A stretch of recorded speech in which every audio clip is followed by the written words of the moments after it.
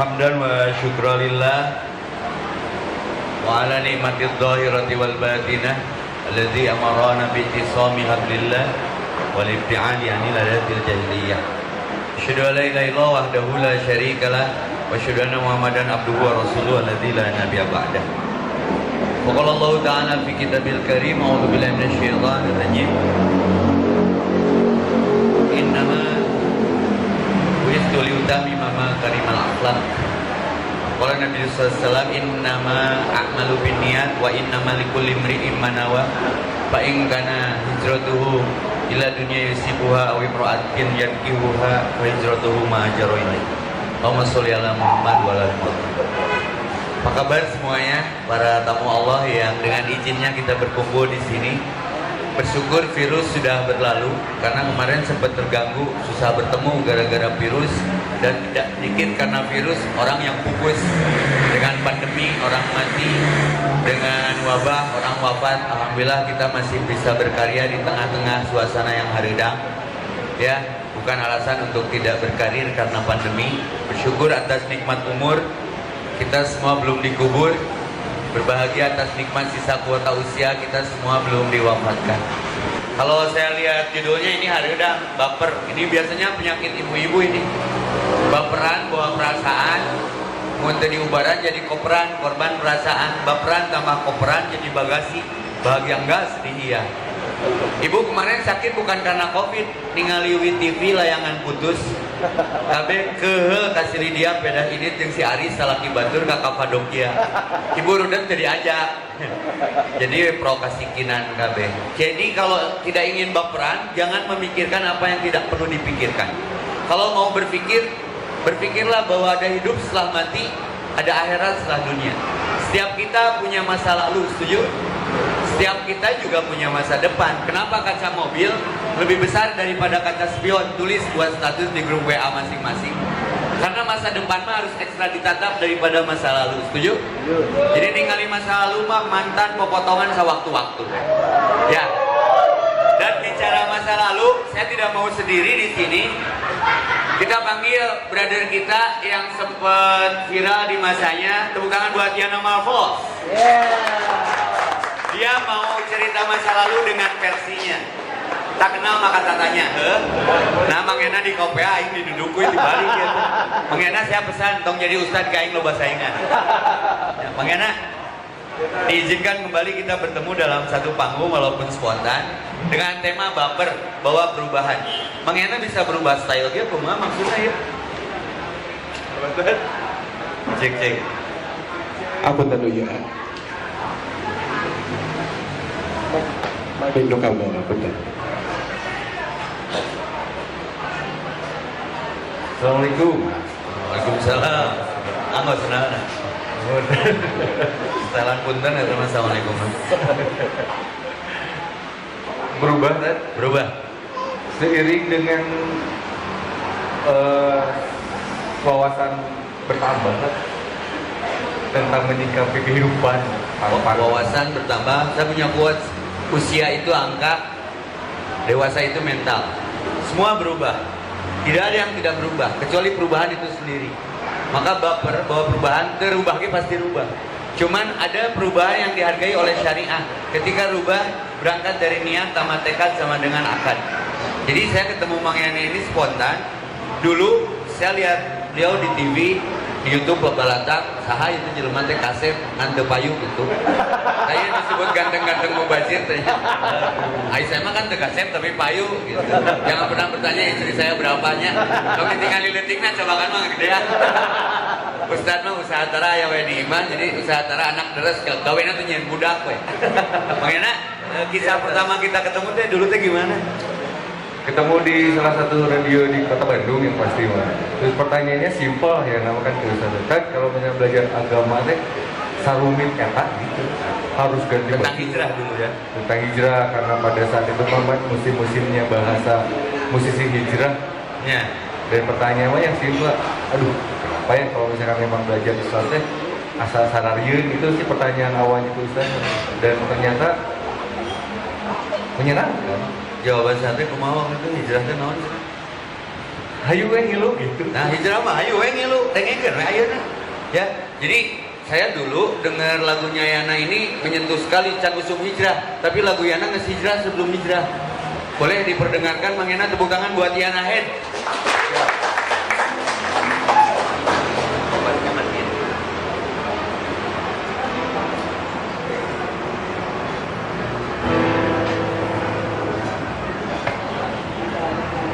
Sekarang dinyanyiin judulnya Akan di Mana Akhir Ceritaku. Nanti kita akan petik arti tuai hikmah, urai makna, ada apa di balik lagu ini. Asbabu tarajoana nanti kumaha lagu eta gitu. Nya. Sok yang menyajikan hal.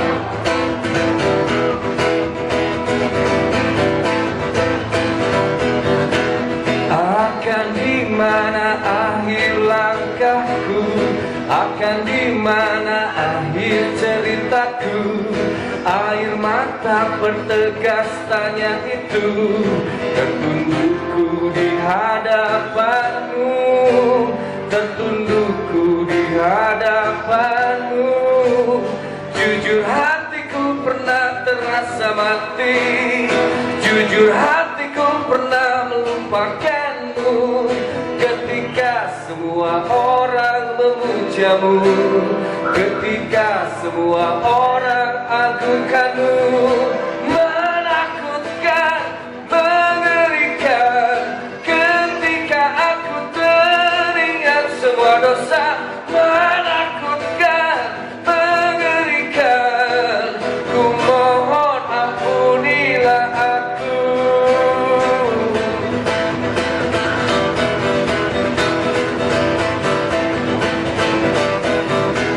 Akan di mana akhir langkahku, akan di mana akhir ceritaku.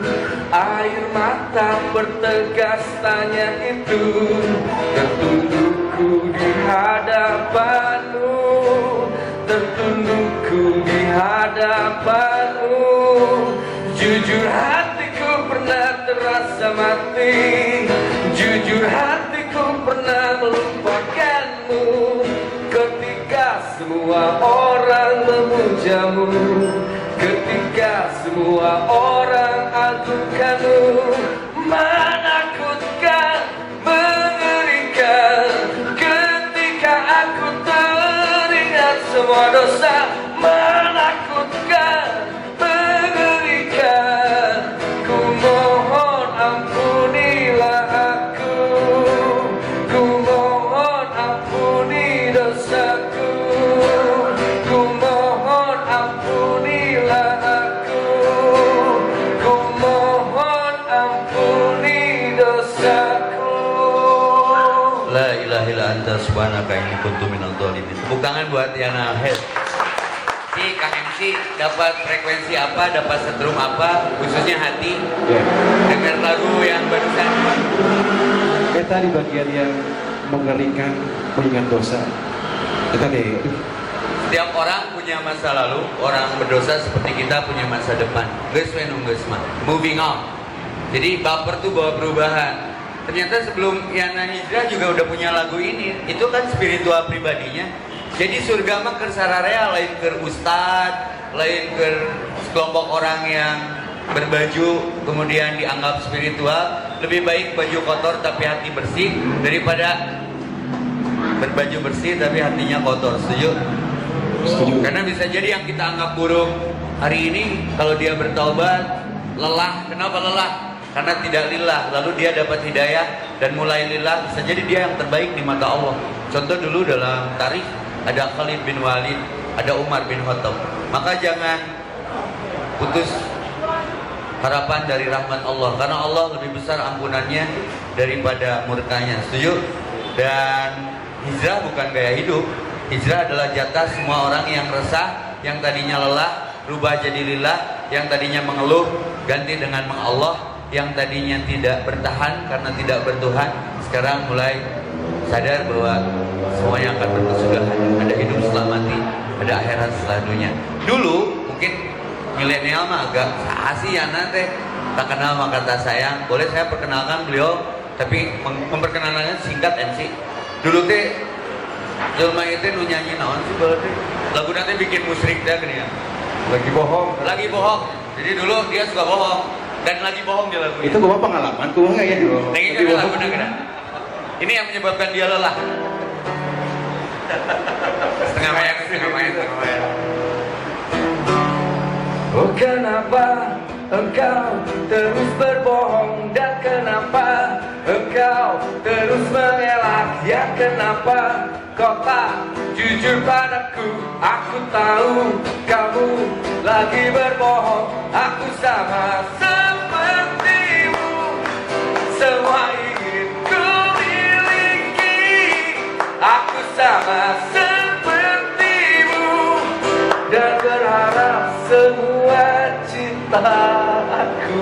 Eta nu nyampe kana mah berharap semua cinta aku kabayang teu bun Sakodia Bandung Bogor ka manehna. Melendoy dong. Ya. Artinya itu yang nyilakakeun ya. Jadi capek loba ngabohong mah. Capek teu mangana. Bisa. Jadi biarlah itu mah masa lalu, tapi hikmah yang akan kita raih dan kita ambil adalah rek itu wae, rek ngabohong wae, rek teu jujur wae. Jadi biar tidak lelah, jujurlah di awalnya gitu. Mungkin Pak MC mau nanya, kenapa ada perubahan dari liriknya? Ntar dulu ada yang pernah dengar lagi bohong tadi? Ada yang pernah dengar lagu lagi bohong tadi? Berarti nggak sekolah. Kita lagu tahun berapa Mang Yana? 2009 ya. Dan sekolah bisa. Mantap kurang nanti ngilu nyanyi dah ngerakin. Mungkin MC mau nanya emang nggak? Ini kayaknya karena terkadang gitu ketika seseorang berubah atau berpindah, istilahnya hijrah gitu saja, terkadang ada di beberapa perkumpulan gitu, si itu ke hijrah tapi nah jadi tidak asik dan udah gitu. Si itu guys, kok berubah tapi kabar tuh jadi apa? Jadi menghakimi, Punishment, judgment. betul. Tong gitu sudah benar lagi. Sementara kan tidak semua orang tuh sepemahaman dengan dia. Atau kumaha? Jadi penyakit hijrah itu merasa benar, tidak benar merasa. Merasa pintar, tidak pintar merasa. Merasa bersih, tidak bersih merasa. Merasa suci, tidak suci merasa. Puntennya nutos hal hijrah, tong merasa suci di Bandung mah ya jalan suci, dirinya rupa orang suci. Tapi kata koke ngaranna yang maha suci. Terus tong sombong buka pesantren loba santri. Di Bandung aya pesantren nu humble, simple, supel, tapi kredibel. Di Bandung teh dirancake kayak pesantren terbesar di Asia. Ngaranna Kiai Haji Tek. Boyak dia ngamacet ke KHT. Ya Kiai Haji Tek. Ya tuh kata santrina edan coba dibayar ngamacetkeun tapi kan teu nyaho ustadna saha. Saya teh itu nu bogana Kiai Haji Tek ternyata. Artinya jangan merasa suci setelah hijrah, sekolah haram, naik angkot haram, ngobrol haram. Cai teh rek haraman mah dog hayam nu di daharku mana ge hayam haram. Nah, asal nok hayam haram karena lahir tina perjinahan hayam.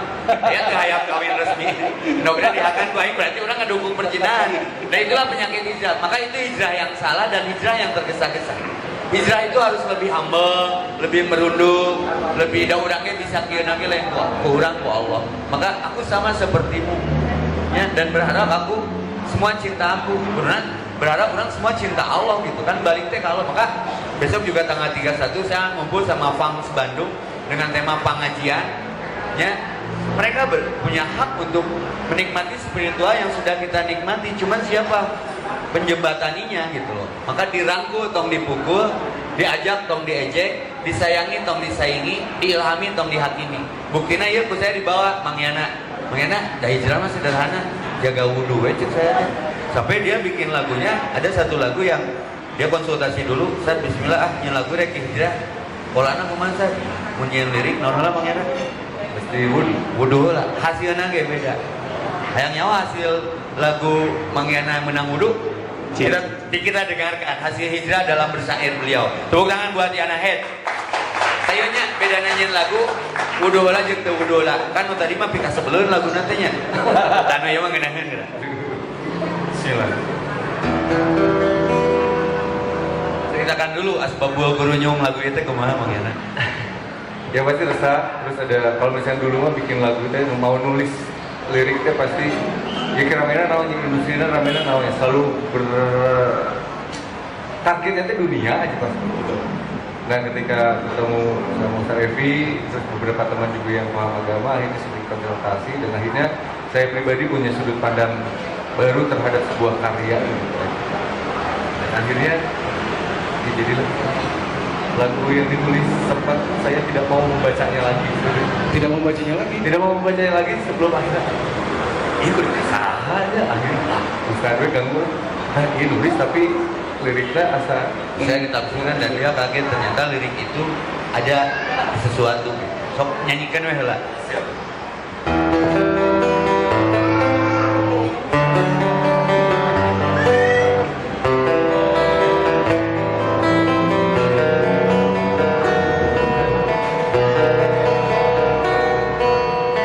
Tak ada yang hak untuk ku ibadahi selain Engkau, Raja semesta ini.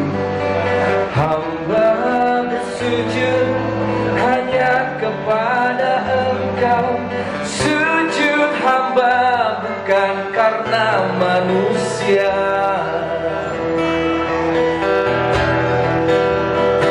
Bimbing kami agar tetap di jalan-Mu.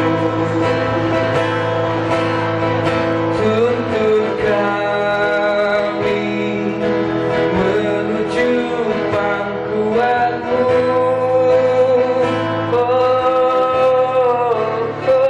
Hamba takut akan tegur-Mu.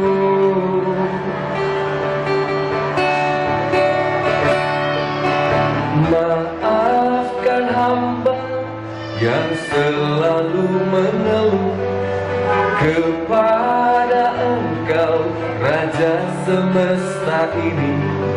Hamba bersujud hanya kepada Engkau. Sujud hamba bukan karena manusia. Sujud hamba bukan untuk manusia.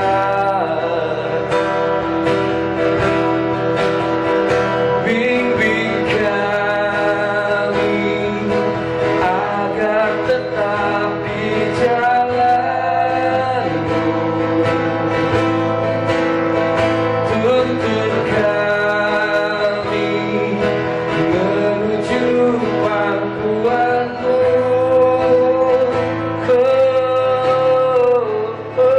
Hamba takut akan tegur.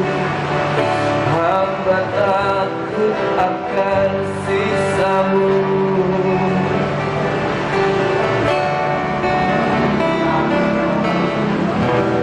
Wow, tepuk tangan.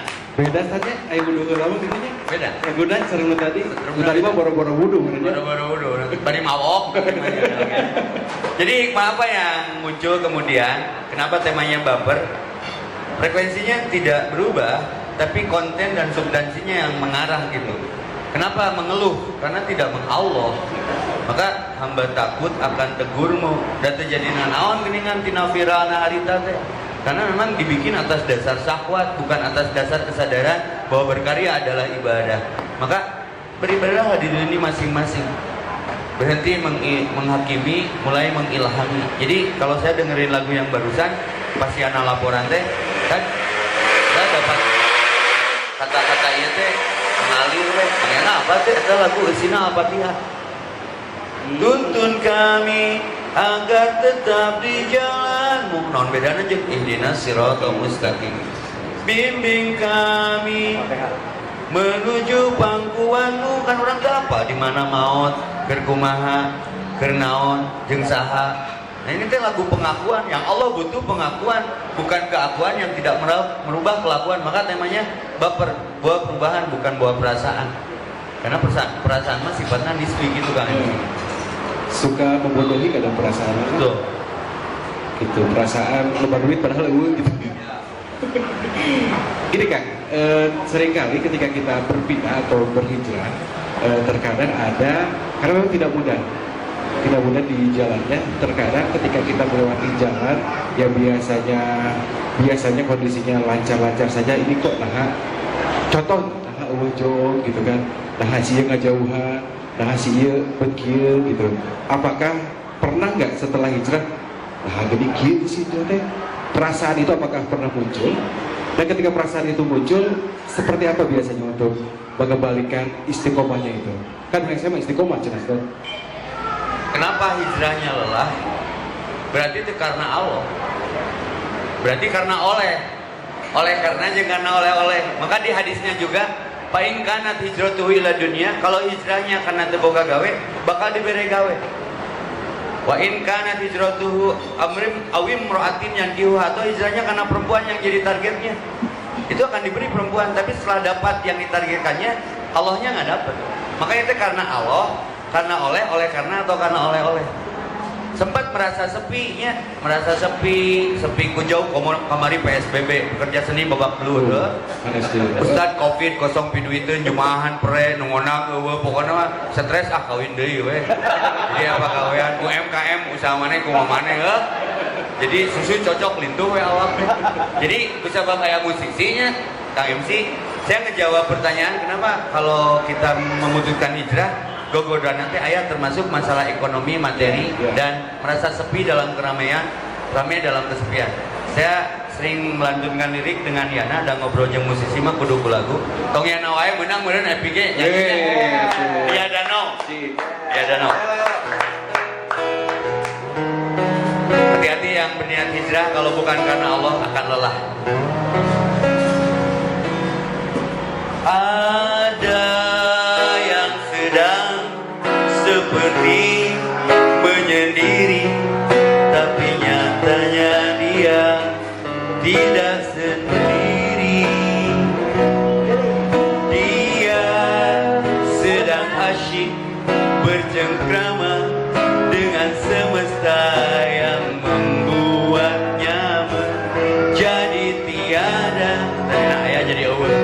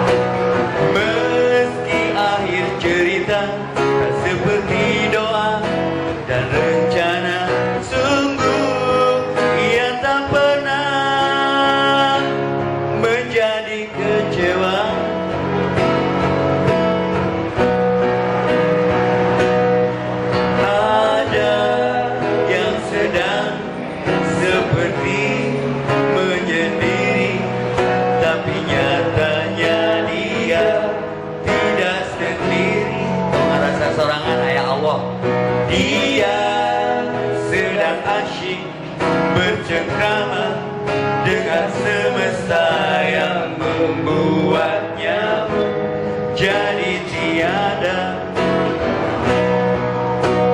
Duduknya menghamba,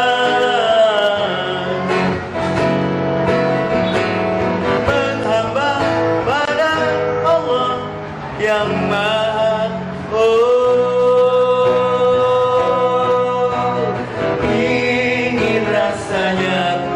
tenggelam bersamanya, mensyukuri luka perjalanan cinta,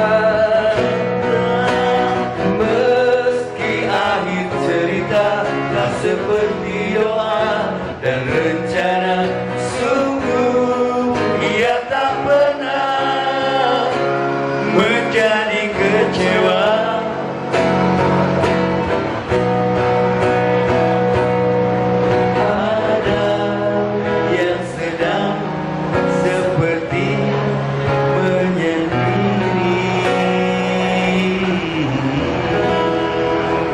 Kasih tepuk tangan aku buat Ustaz. Jadi hijrah mah tong heureuy. nya leungit barang rumah tangga rungkat rungsing kana dada nu da deukeut ngajarauhan anjing si eta salat goblok aing keur mabok nu nyebut anjing pas urang ngawajib anjing si eta adat goblok si eta nanti si anjing jadi ustad bae da ka surga mah teu gawe masih eta jadi hijrah mah tong baperan ketika ada orang setelah kita hijrah ditanya jadi tengah lihat bayar tuh meureun keur dikunci leher bayar mantep. Jadi jangan memikirkan apa yang tidak perlu dipikirkan, jangan mendengar apa yang tidak perlu didengar, jangan berbicara apa yang tidak perlu dibicarakan. Jadi stay on the track. Ternyata kalau pertanyaannya kenapa hijrah teh sih loba gogoda sih? Nyanya ada buruna surga. Mun teu loba gogoda mah buruna kipas angin. Berarti teh istiqomah istirahat sih mah gitu. Itulah Mang. Oke. Nah, terkadang gini San, ketika dalam perjalanan gitu, kan baper teh bawa perubahan. Idealnya berubah itu menjadi hal yang lebih baik. Terkadang kita kan tidak sadar gitu karena merasa sudah di track yang benar. Ternyata sedikit teh mulai berpindah gitu ternyata. Ada yang salah. Tapi ketika kita tidak merasa itu salah, ketika diingatkan ada salah itu gitu. Ya itu gimana kita mengembalikan lagi? Ini pentingnya ilmu, ini pentingnya kajian. Orang yang akan ada harapan diampuni ketika dia udah tahu hukumnya. Jika barudak saya bikin majelis taubat total nu ditarato hukum minta fatwa teh tato kumanya geus geus mah lama ditambahan da mana ge migawena teh apa. Terus mereka sholat kan, sholat subuh ge anjir sia sama batur 2 genep sia karena meureun merasa balah teu. Artinya kan perubahan, tapi berlebihan offset. Jadi carekan ku DKM teh, mana aliran naon atuh? Salat subuh genep rakaat. Anjing aing teu maksiat nu ngahujat, aing tobat digugat. Ayan kurang tong. Kunaon sia teh salat subuh genep rakaat? 2 wae alus komo genep sia. Dituturkeun ku komunitas kan. Manya Batman hijrah Robin teu. Sia mah rek naon ka dieu? Salat 3 puas cenah. Berapa rakaat? 2 rakaat anjing aing nu genep carekan ku mesti 2. Artinya kan kesalahan itu dan yang paling benar Rasul itu wajar. Allah maklumi, Allah mafhumi, maka jangan ingin dinilai, yang penting bernilai. Maka kenapa hijrahnya lelah? Karena Allah, karena ingin dinilai, pencitraan enak booming, rame gitu, lagi euforia, sehingga orang memutuskan hijrah. Diberi godaan, saya mundur dari. Maka summa amanu, summa kafaru, summa jadadu kufran. Lamun fluktuatifna berakhir di akhir yang jelek, enggak setengah nangan hijrah nanti. Maka hijrah bukan gaya hidup, hijrah adalah komitmen. Maka syarat hijrah mah naon mangena tong rudatnya. Tong rudat. Saya bikin lagu sama Yana, judulnya mun hijrahna yang nyaman, yang tenang, teu capek. Tong rudat. Naon eta rudat? Rea urusan dunia tenangna. Jangan ingin dinilai manusia. Kalau bertemu karena manusia, ngapain harus berpisah karena Allah gitu. Lebih baik kehilangan sesuatu karena Allah daripada kehilangan Allah karena sesuatu. Sampaikan Ustaz Kevin. Iya. Brother, ya. Aduh, alhamdulillah. Assalamualaikum warahmatullahi wabarakatuh. Waalaikumsalam warahmatullahi wabarakatuh. Jadi kalau bapernya bawa perubahan itu ya positif ya. Kalau bapernya bawa perasaan ya bermasalah. Kita itu terkadang membesarkan rasa, bukan merasakan kebesarannya. Iya, terkadang kita membesarkan rasa tapi tidak merasakan kebesarannya. Jadi kalau kita membesarkan rasa semuanya jadi masalah. Istri jadi masalah, pekerjaan jadi masalah, sahabat jadi masalah, ya semuanya jadi masalah karena kita membesarkan rasa. Rasa itu kan ada takut, sedih, dikecewakan, makanya ada lagu ya, mohon maaf itu. Takut tambah dewasa, takut aku kecewa. Padahal pasti itu kita pasti akan dipertemukan dengan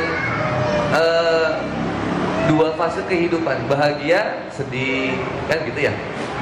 Kemudian kita akan ketemu dibahagiakan, disakiti, gitu ya. Dibersamai, ditinggalkan, kan gitu. Tapi kalau kita merasakan kebesarannya, kita nggak akan baper bawa perasaan. Karena kita mengerti bahwa semuanya sebuah ketetapan dari Allah. Seperti yang di Quran surah Al-Baqarah ayat 216 kan gitu ya. Sesuatu yang baik menurutmu belum tentu baik menurut Allah. Sesuatu yang bermasalah buatmu belum tentu bermasalah buat Allah.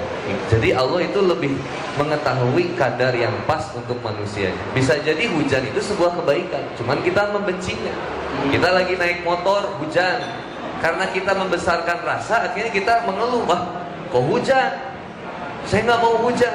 Kalau membesarkan rasa. Tapi kalau merasakan kebesarannya, kita bakal doa, Allahumma shayyiban nafi'an, karena berkah. Begitu juga istri, ketika istri cerewet, bawel, nyebelin, ada posisi gitu ya, nggak selalu kayak gitu kan. Karena istri itu ya gimana suami juga. Betul. Kalau suaminya nggak banyak masalah, ya istri juga nggak akan bikin masalah. Ya gitu. Nah, ketika istri bermasalah pun kita akan merasakan kebesaran bahwa marahnya istri bisa jadi itu sinyal dari Allah untuk melatih kesabaran kita, kan gitu ya. Kalau dulu mah kita emosi aja. Contoh macet bermasalah, masalah.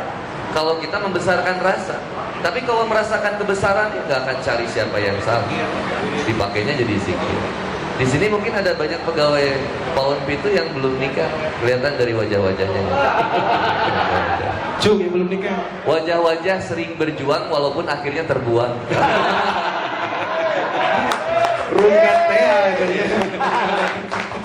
Ya kan, gitu ya. Kalau kita membesarkan rasa, kita akhirnya akan selalu kecewa dan selalu bilang bahwa Allah tuh nggak adil.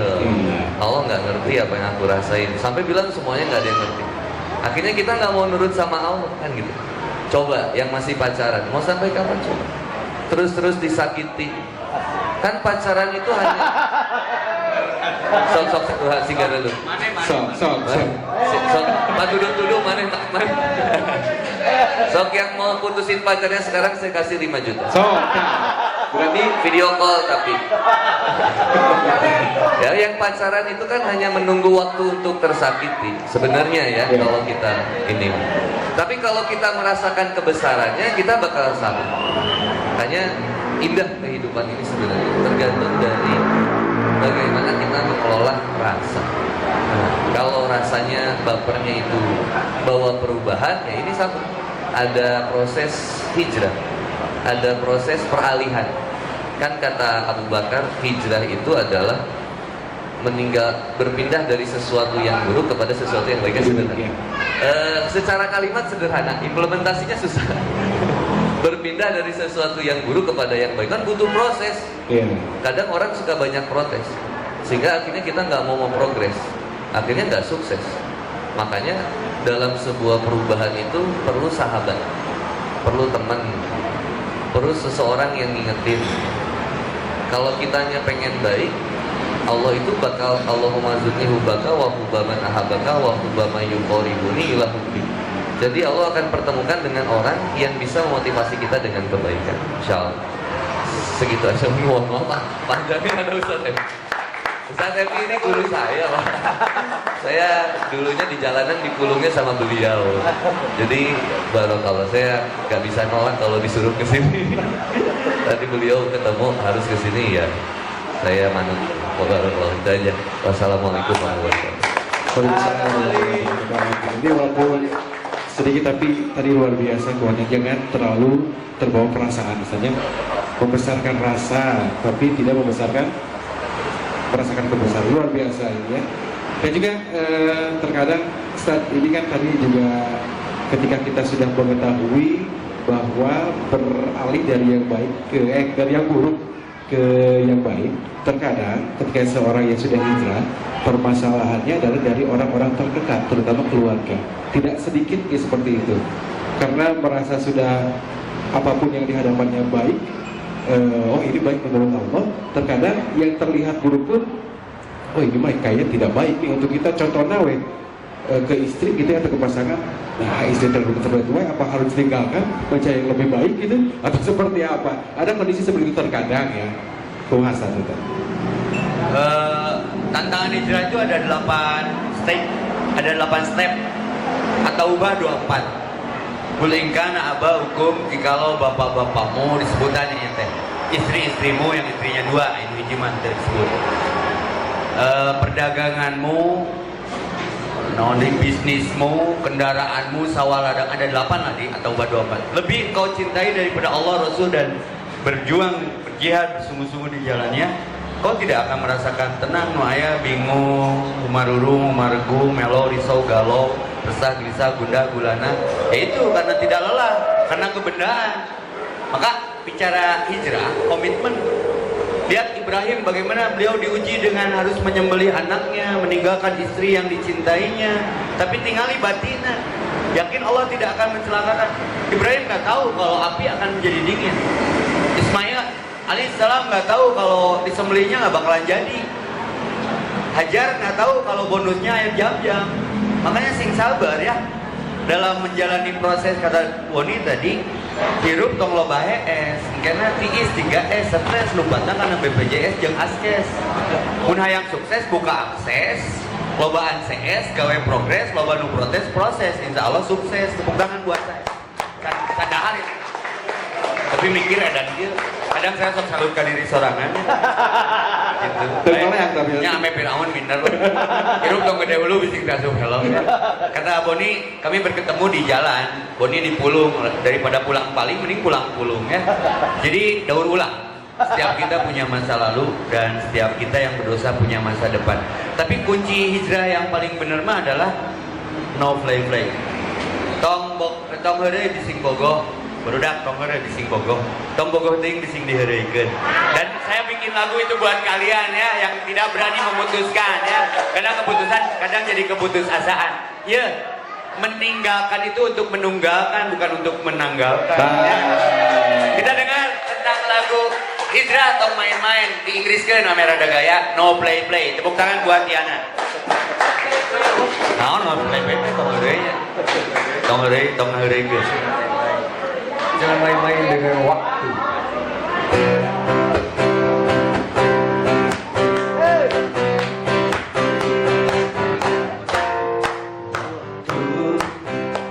Tak akan henti melaju, bergerak tak ragu-ragu, meskipun kita teriak tunggu. Sungguh manusia akan merugi bila tak saling nasihati, terlena duniawi. Dunia hanya sementara. No play, no play, no play, no play, no play, no play, no play, no play. Waktu tak akan henti melaju, bergerak tak ragu-ragu, meskipun kita teriak tunggu. Maka dari itu mari kita bersungguh-sungguh mengisi waktu, jauhi hal yang tak perlu. Dunia hanya sementara.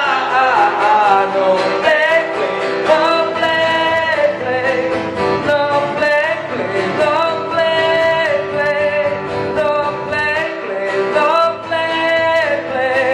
no play, no play, no play. Jangan siakan waktu luangmu, kawan. Jangan siakan nikmat sehatmu, kawan. No play, no play.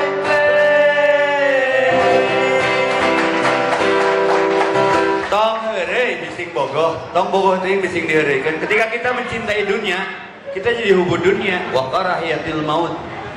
Sementara dunia ini akan meninggalkan kita dan akhirat akan mendekati kita. Jodoh jeung ajal mah bedasna tipis kulit aribon. Ajal mah ngabongohan, jodoh mah ngabongohan. Maka boga beungeut teh seuseuh, rawat, lain diedit. Ieu mah korban Oppo mun dipoto teh eueuh pori-porian. Tera da perlu jeung Huawei nya Vivo ka dituna digarala kamera teh. Rek kitu wae nya aya ningali kieuna dina sosmedna glowing ningali kieuna gulawing. Nya aya dina Facebookna gareuli camberening ningali kieuna cambergo. Berarti banyak dipermainkan kehidupan, bukan memainkan kehidupan. Memang dunia ini sendagurau, lahun walaib. Tapi jangan coba-coba mempermainkan yang ruang dan waktunya terbatas ajal. Semua ada kadaluarsanya, semua ada expired. Maka jangan main-main dengan itikad, niat dan tekad yang namanya kita sebentar lagi dipanggil. 3 kali dipanggil oleh Allah. 1 musim adzan, 2 musim haji dan umroh, 3 musim kematian. Maka lirik yang kita bikin itu pun semoga mengingatkan kepada akhir hayat setiap kita. Luar biasa. Iya, dari tadi teman-teman di sini mungkin ada yang mau nanya gitu ya, boleh. Teman-teman di sini yang mau bertanya kepada Ustaz Epi ataupun kepada Ustaz Boni, maka silakan. Yuk, teman-teman dari Pawon Pintu juga yang mau nanya boleh. Sok, mangga. Barudak nanya, mun teu nanya ditanyaan. Ayo. Teteh AA.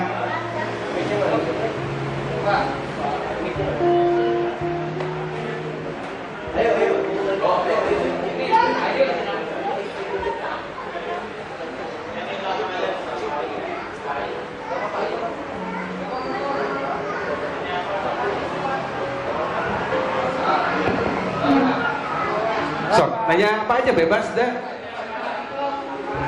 Sok.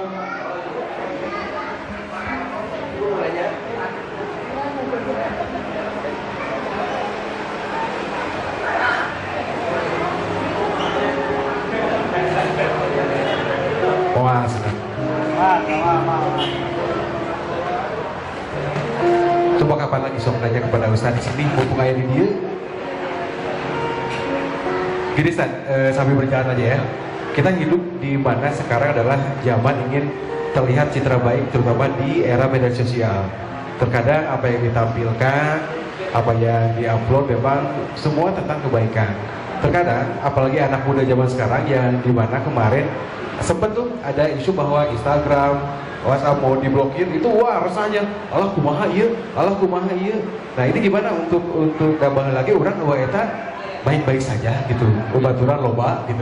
Nah ini bagaimana Ustaz untuk sitkom seperti ini di era zaman sekarang? Ada yang boleh naros? Sok, ditampung lah. Assalamualaikum warahmatullahi wabarakatuh.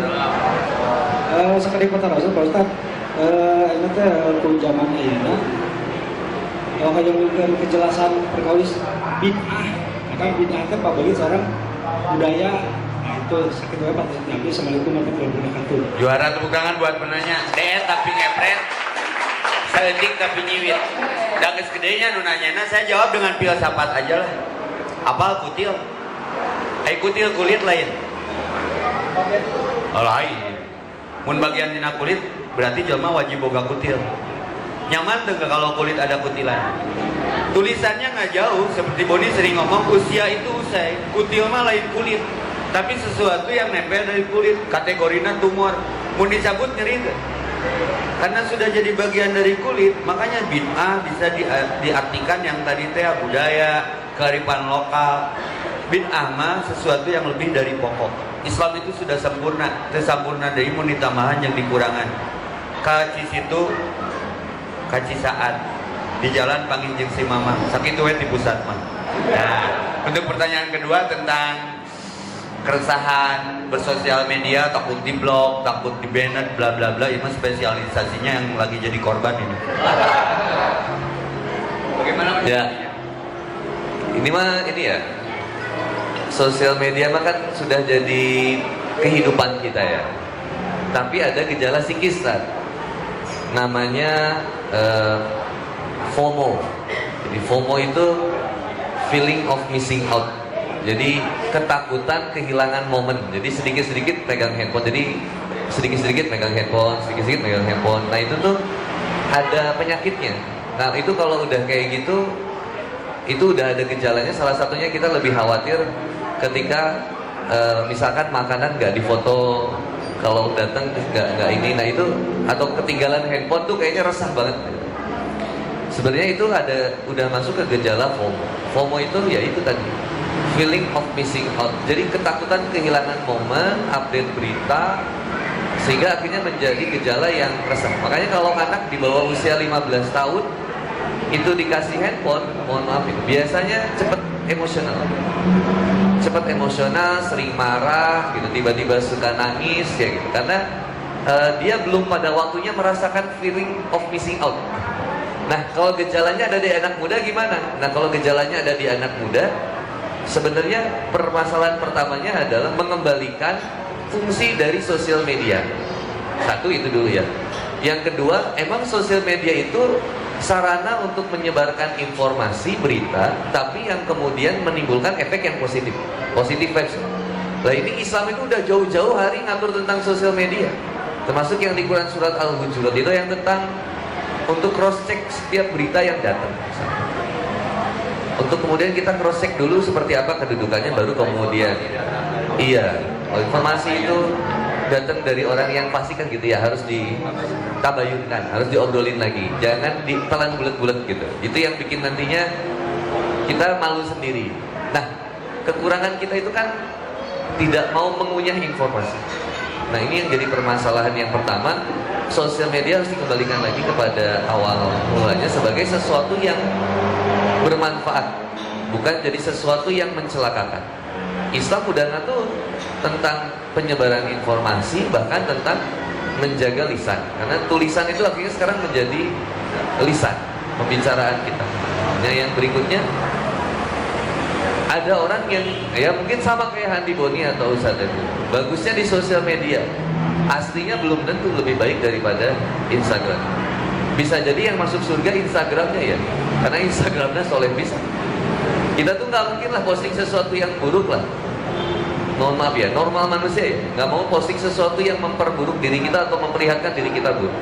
Kita pengen orang itu tahu bahwa kita itu baik ya.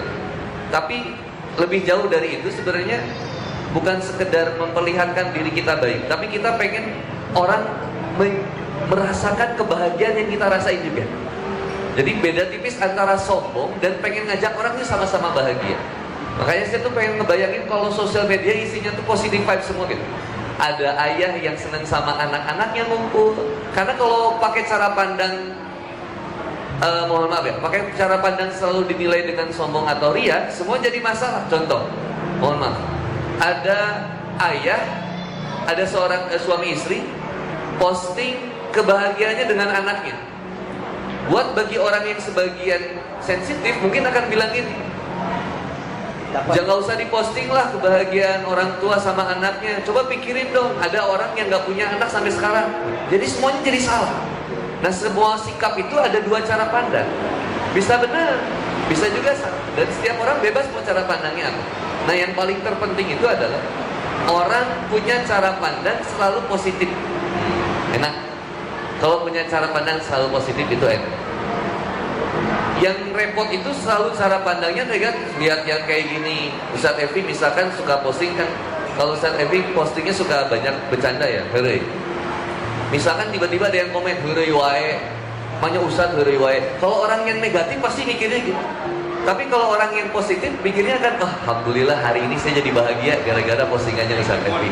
Naik imun lagi. Kan gitu. Gak harus melulu sosial media itu ya bicara tentang kita juga atau sesuatu informasi berita, termasuk mengajak orang juga bahagia. Ini fungsi sosial media buat saya.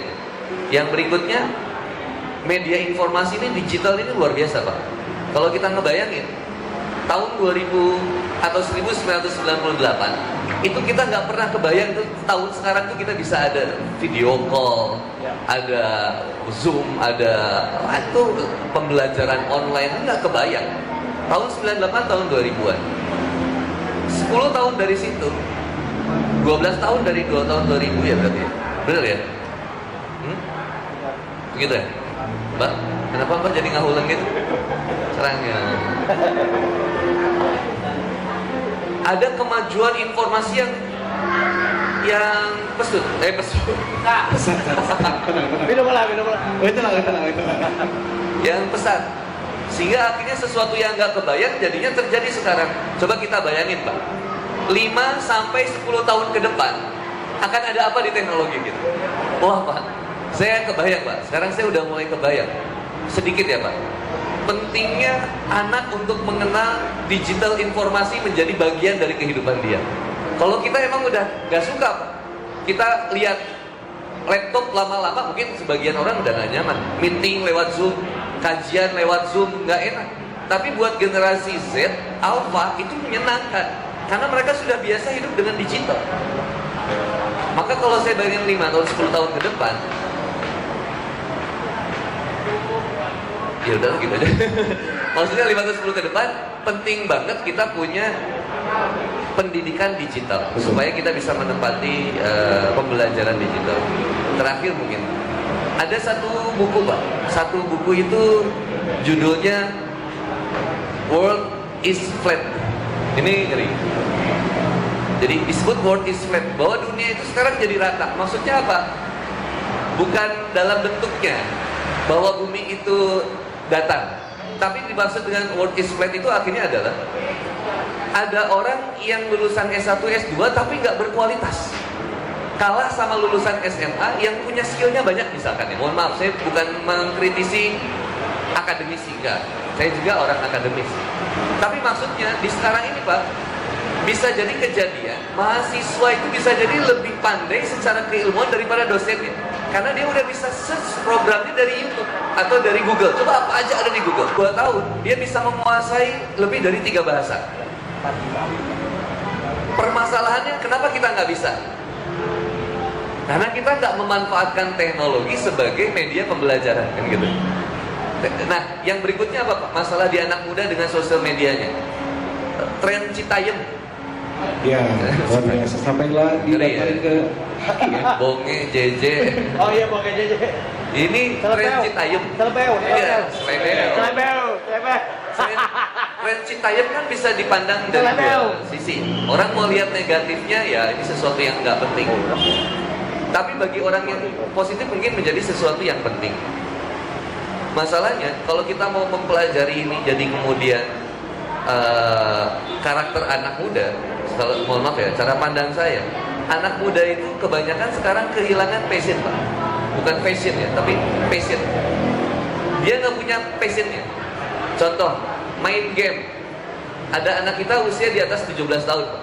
Main game sering, futsal ikutan, basket ikutan, terus nongkrong di tempat kopi suka ngopi, kuliah jalan, bahkan ada kerja part-timean misalkan.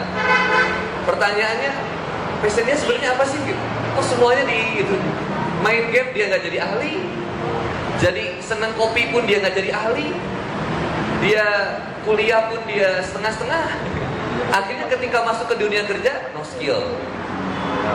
Dia baru sadar ketika dia ada di usia 28, 30 tahun, akhirnya baru sadar bahwa sayang banget. Dulu saya nggak mendalami ini, mendalami itu. Misalkan mohon maaf ya, kita sama lah. Kalau misalkan passionnya kita, Kang Yana, passionnya di bermusik, ya berarti Kang Yana udah temuin passionnya. Gak usah kemudian Kang Yana cari ustadz, nanti kita nggak ada jadwal. Gitu. Cari passionnya aja kan. Kita coba teteh AA kita, mohon maaf ya, kita cari passionnya. Passionnya apa? Nah kalau kita mau lihat 5 tahun, 10 tahun ke depan tadi, berarti kan tentang digitalisasi produk misalkan ya. Digital itu menjadi salah satu passion, bisa jadi salah satu passion. Dan itu jadi konsentrasi kita untuk memanfaatkan potensi yang diberikan sama Allah. Bahwa teknologi ini adalah datangnya dari Allah. Dan gimana caranya kita memanfaatkan teknologi ini supaya kita bisa benar-benar beribadah kepada Allah dengan setiap postingan kita dan yang lain. Saya terakhir mungkin menitipkan aja Pak, generasi anak di usia 15 tahun ke bawah, daripada dikasih handphone, mending kasih laptop deh.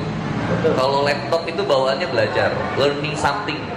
Tapi kalau handphone bawaannya playing something.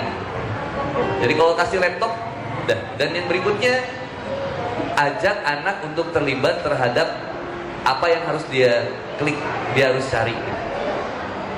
Mohon maaf kan, orang tua sekarang kadang nggak kreatif gitu. Anak nangis kasih handphone selesai. Padahal efek psikologisnya ngeri, nggak akan respect sama orang tua. Makanya mending kasih laptop aja supaya dia belajar, tapi ajak dia untuk membuka sesuatu dan belajar tentang sesuatu. Setiap anak punya passionnya masing-masing. Makanya saya sepakat lah, ketika pemerintah lagi menggulirkan kurikulum merdeka, artinya dari semenjak dini anak itu udah mulai dijuruskan sesuai minat bakat. Itu udah keren. Tinggal kerangka ilmu iman keislaman agamanya yang harus kemudian kita berikan juga. Jadi sosial media bagi saya ya itu tadi lah, jadi kebaikan di tangan orang yang baik. Sama kayak pisau, kita nggak pernah bisa mengharamkan pisau, tapi pisau itu harus berada di tangan yang tepat. Tidak serta-merta pisau ini menjadi bermasalah dan nggak bisa dijual bebas. Maka bagaimana nasib kitchen nggak ada pisau? Kok nggak pakai pisau? Haram, nggak boleh. Karena suka dipakai membunuh. Lo yang salah kan orang yang pakai. Kalau di tangan yang tepat, ya pisau itu jadi sesuatu yang berharga. Allah walam bisa. Mohon maaf. Luar biasa. Jadi memang kita tidak bisa menghindari hal itu, sehingga bagaimana kita bisa mempergunakannya saja ke arah mana kita menggunakan sosial media dan sebagainya. Namun terkadang saat hijrah itu biasanya harusnya satu lagi adalah ada efek dari sosial media, karena terkadang sekarang tuh orang tidak berpikir dulu tapi ngeklik dulu, biasanya ketik dulu kayak mikir nama di belakangnya. Terkadang ada efek untuk sebagian orang, berita-berita yang tidak benar, berita-berita yang kurang tepat pada kenyataannya ini beredar luas hingga akhirnya muncul kultur cancel gitu. Nah ini ketika kita terkena hal itu, menyikapi seperti apa kita harus bahas lagi? Atau terkadang ini efek skillsnya sangat luar biasa, Stan. Efek skillsnya sangat luar biasa, mending gelut daripada diomongkan pembantu di sosmed gitu kan. Oh, efeknya sangat luar biasa. Seperti apa, Stan? Saya pernah jadi korban potongan video kurang lebih 20 detik ketika saya menyatakan Nabi sesat. Itu 215 laporan. Mungkin dia heureuy tadinya, tapi ketika kapuk ini sudah berterbangan, susah, bergilir, masuk ke ranah hukum, jadi pidana kalau tidak tertabayunkan. Jadi saat itu menjelaskannya dengan sederhana, saya putar video asli. Kalau kita mau somasi, itu video itu, tapi nyanggeus dan Rasul ge diciduhan, artinya hati-hati ketika kita akan membuat statement, karena ini akan jadi sebuah keabadian jejak digital deh untuk dunianya. Maya nunggu dicari bab ayeuna kan ayaknya dan film-film baheula. Maka kita belajar bersabar ketika itu sudah terjadi. Tadi kita tabayunkan ikhtiar pertamanya, kedua tidak harus disomasi lah. Mereka adalah marketing gratis. Makanya hati-hati dengan di rumah. Itu saya nggak pernah main handphone di rumah, disimpan we na mobil naon sieun kapanggih mau majikan gitu. Bisa ada notifikasi gitu kan, bohong gitu. Luar biasa. Masih ada waktu atau cukup? Sebentar lagi Asal mungkin closing statement aja saja. Oke. Jangan menebak lalu terjebak. Jangan tersiksa lalu terpaksa, bahwa hidup ini sementara, akhirat selamanya. Setiap orang bisa beli jam tapi nggak bisa beli waktu. Dan kematian pun adalah bukan ending. Kematian adalah episode. Setiap orang akan mencicipi, tapi setelah beberapa saat saja kita pindah ke alam yang lain melalui kematian. Daikotun itu mencicipi. Nah, saat mas sargot, nah saat mas sahuak. Nah, ini yang kita harus persiapkan dengan keimanan bahwa ada hidup setelah mati, ada akhirat setelah dunia. Maka closing statementnya adalah jangan terjebak dengan yang sementara akhirat selamanya. Dunia ini tempat meninggal, bukan tempat tinggal. Banyak yang berpikir hidup enak, tapi berapa persen kalau tidak baper bawa perubahan, orang yang berpikir mati enak. Maka kesimpulannya adalah ada di lagunya Yana. Tepuk tangan buat Yana tentang kematian. Itu MRPR. Masih belum masak?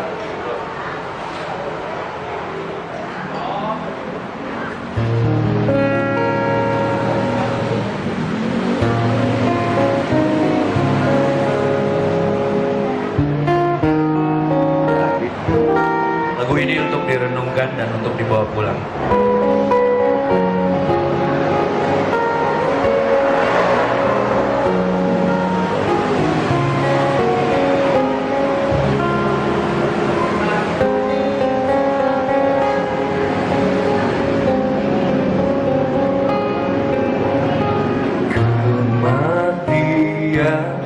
pasti datang menjelang. Kita hanya menunggu saja gilirannya tiba. Telanjang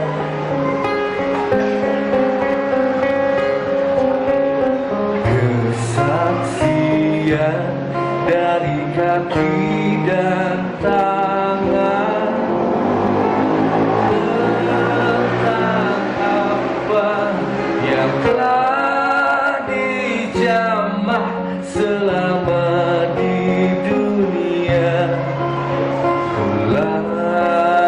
Telanjang,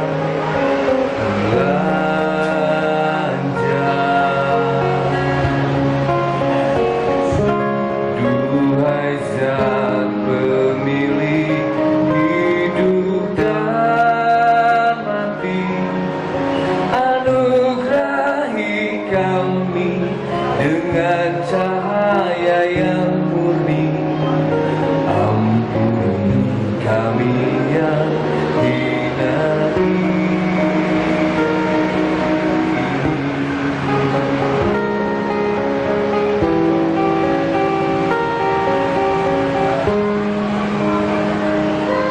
Ayatmu benar, janjimu adalah benar, perhitunganmu pun benar. Ampuni kami yang hina ini. Duhai Zat pemilik hidup dan mati, anugerahi kami dengan cahaya yang murni. Ampuni kami yang hina ini.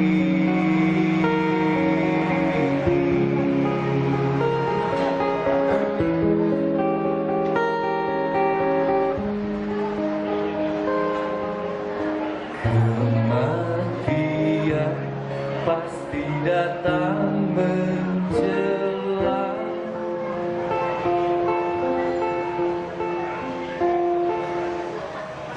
Innalillahi wa inna ilaihi raji'un. Puncak segala akhiran dari kehidupan. Assalamualaikum warahmatullahi wabarakatuh. Waalaikumsalam warahmatullahi wabarakatuh. Terima kasih Hatur Luhur, Ustaz Bakti, Ustaz juga Hatur Luhur. Terima kasih kayaknya juga luar biasa dengan perbincangan kita di siang menuju sore ini. Mudah-mudahan apa yang sudah kita perbincangkan, kita obrolkan bersama Ustaz Evi, bersama Ustaz Hadi Bodi, kita bisa mengambil hikmah, mengambil pelajaran dan tekadkan dalam hati untuk menjadi lebih baik ke depannya ya. Terima kasih kami ucapkan sekali lagi kepada seluruh pendukung Aceh sangat luar biasa. Terima kasih untuk saya production, mudah-mudahan di pekan depan kita bisa bertemu kembali ya. Dan juga terima kasih untuk para pendukung, untuk kawan Pintu Cafe, terima kasih untuk Puri Ayam Kampung, terima kasih juga untuk Rumah Mufid dan semua pihak yang tidak bisa kami sebutkan satu persatu. Akhir kata, alhamdulillahirabbil alamin. Assalamualaikum warahmatullahi wabarakatuh.